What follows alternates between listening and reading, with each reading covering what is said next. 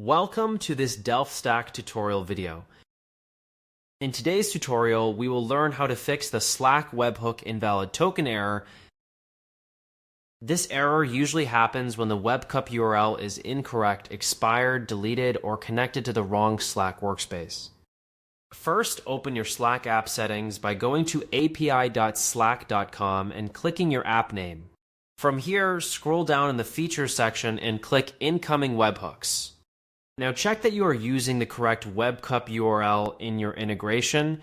If the webhook looks outdated or invalid, generate a new webhook URL.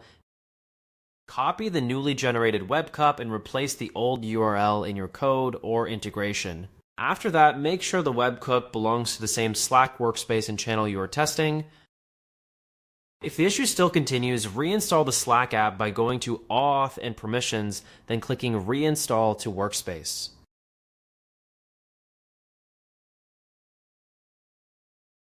Finally, test the webhook again using the updated URL. In most cases, the invalid token error is fixed once the correct and active webhook URL is used. That's it. We just learned how to fix the Slack Webhook Invalid token error. Thanks for watching, and don't forget to check out the next Delph Stack tutorial video.